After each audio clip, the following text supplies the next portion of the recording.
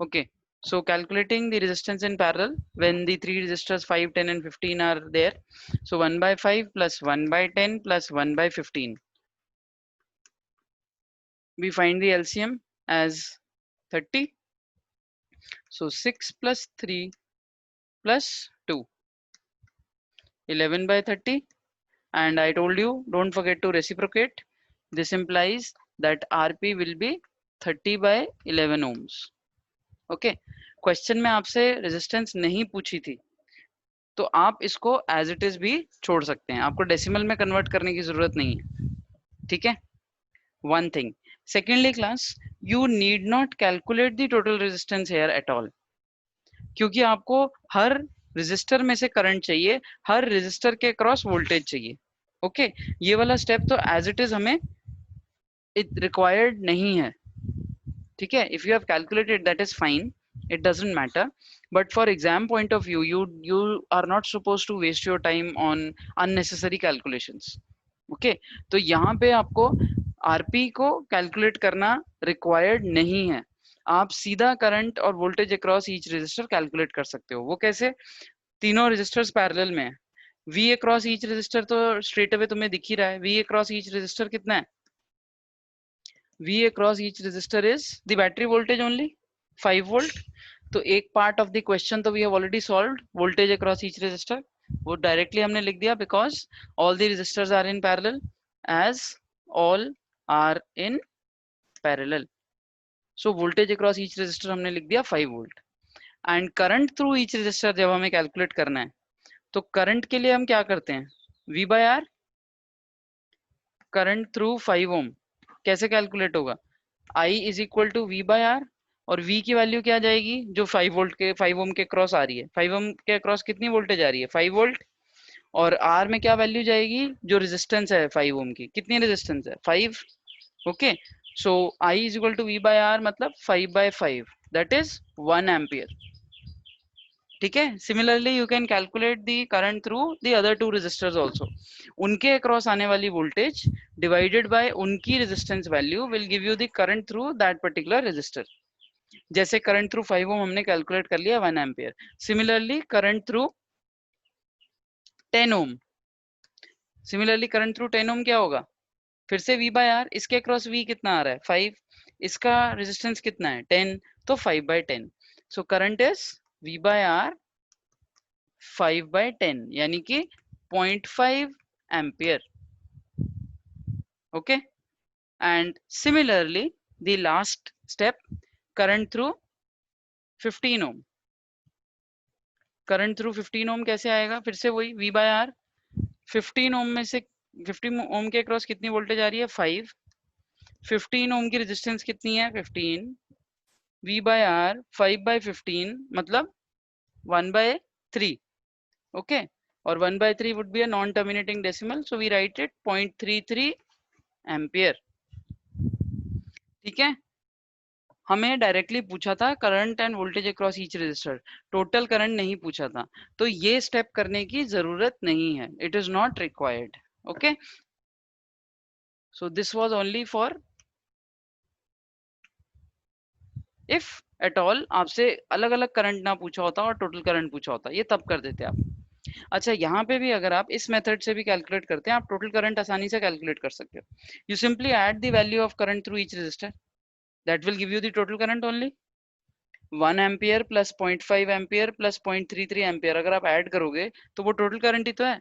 इन तीनों ब्रांचेस में जो करंट जा रहा है वो आया कहाँ से होगा? यही तो होगा ना टोटल करंट जो डिस्ट्रीब्यूट हो रहा है, ठीक है।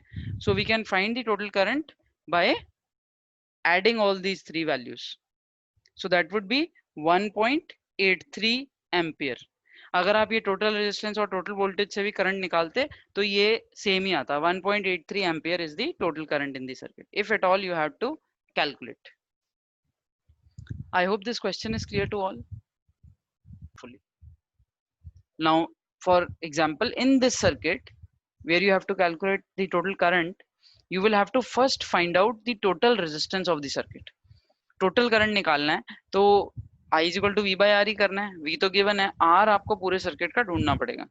सो for that first of all try to identify resistors are connected in series and which are in parallel. सिर्फ एक पर्टिकुलर पेक्यूलियर सी अजीब सी शेप देने से सर्किट से you are not going to get confused. अब आप यहाँ पे देखिए टू स्टार्ट विद ये दोनों 1 ओम जो हैं वो सीरीज में लगे हुए हैं वन आफ्टर दी अदर. सिर्फ एक ऐसे बेंट दे दिया ट्रायंगल फॉर्म में, बट हैं तो लाइन में ही ना. अगर मैं इस वायर को ऐसे दोनों साइड से यहाँ से पुल करके स्ट्रेट कर दूं तो ये तो 1 ओम और 1 ओम ऐसे ही लगे हुए हैं ना एक लाइन में, यूं ही लगे हुए हैं 1 ओम और 1 ओम. बस यहाँ से इसको बेंड करके ऐसे ट्रायंगल शेप दिया हुआ है. So both of them are in series. Okay, so 1 ohm and 1 ohm are in series. तो कितनी हो गई टोटल रेजिस्टेंस? 2 ओम्स. ठीक है, तो आप ऐसे लिख सकते हो आर एस 1 + 1 दैट इज 2 ओम. ठीक है, ये वाले जो दोनों 1 ओम थे इनको हमने एक रेजिस्टर इक्विवेलेंट रेजिस्टर इनका बना दिया, वो हो गया 2 ओम. ठीक है, अब इन दोनों 1 ओम की जगह हम कह रहे हैं कि हमने एक 2 ओम का रेजिस्टर लगा दिया है. ये मतलब है इस सर्किट का. पहले स्टेप के बाद सर्किट अब ऐसा दिख रहा है.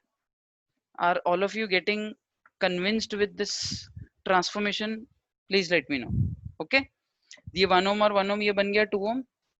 ये तो 2 ओम ऑलरेडी यहाँ था ही, और ये एक 4 ओम ऐसे साइड में लगा हुआ था, ये यहाँ लगा हुआ है. ठीक है, सर्किट का थोड़ा सा डायग्राम बदल गया क्योंकि हमने सिंप्लीफाई किया सर्किट को, थोड़ा कंबाइन कर दिया रेजिस्टर्स को. अब क्या दिख रहा है यहाँ पे? ये 2 और 2 पैरेलल में है. ठीक है, पहले आप इनको सॉल्व करोगे, फिर जो आंसर आएगा वो 4 के साथ सीरीज में है. ठीक है, the common mistake which students usually make is कि वो इस 4 और 2 को सीरीज में लेके सॉल्व करने लग जाते हैं. नहीं, ये 4 और 2 सीरीज में नहीं है. क्यों नहीं है? आप देख रहे हो करंट के पास यहाँ एक रास्ता नहीं है, यहाँ और भी रास्ते हैं जाने के लिए. कैसे आइडेंटिफाई होता है सीरीज में है सर्किट या सीरीज में है दो रजिस्टर? जब करंट के पास एक ही वैल्यू है दोनों में जाने के लिए. अब यहाँ पे दोनों 1 ओम में सेम वैल्यू ऑफ करंट जाएगा, बेंट होने से करंट की वैल्यू चेंज नहीं होगी, एक ही लाइन में है. अब यहाँ पे क्या है, ये 4 और 2 एक ही लाइन में नहीं है, बीच में एक और 2 यहाँ लगा हुआ है. So they are not in series right now. पहले आपको इन दोनों 2 ओम्स को एक रेजिस्टर बनाना पड़ेगा, उसके बाद होगा 4 के साथ सीरीज में. ओके, तो ये दोनों 2 ओम्स को हम कंबाइन करेंगे. दो 2 ओम जो पैरेलल में है तो कितना आएगा इक्विवेलेंट रेजिस्टेंस? 1/2 + 1/2. कैलकुलेट करिए यहाँ पे. 1/RP is 1/2 + 1/2 that is 1. तो RP कितना आया? 1 ओम. ओके, मतलब ये 2 ओम के दो रेजिस्टर लगाने की बजाय सर्किट अब कैसा बन गया? इसका मतलब अब ये सर्किट ऐसा हो गया है, एक 1 ओम का रेजिस्टर है और एक 4 ओम का रेजिस्टर है, 5 वोल्ट की बैटरी है. Is this simplification done clear to all? सबको समझ में आया ये कैसे चेंज हो गया? कैसे ये 1 + 1 यहाँ 2 हो गया, और 2 और 2 पैरेलल में 1 हो गया, और 4 ओम के साथ ये सीरीज में हो गया. ठीक है, अब लास्ट स्टेप है 4 और 1 सीरीज में. अब 4 और 1 इन सीरीज, तो आर टोटल कितना हो गया? 1 + 4 5 ओम, और करंट इन द सर्किट आ गया V/R 5/5 1 ampere. Okay, I again repeat class. This is the circuit that is given to you in the question. ये बाकी दो सर्किट जो सिंप्लीफाई करके दिखाए हैं, that is for your understanding. Exam में paper में ये बनाने की जरूरत नहीं है. This is only for your understanding. आपको पेपर में बस ये जो कैलकुलेशन वाले स्टेप्स हैं ये क्लियरली दिखाने हैं, ये वाले स्टेप्स, दीज आर इंपॉर्टेंट. ठीक है, आपको ये डायग्राम्स बार बार बनाने की जरूरत नहीं है. This is only for your understanding.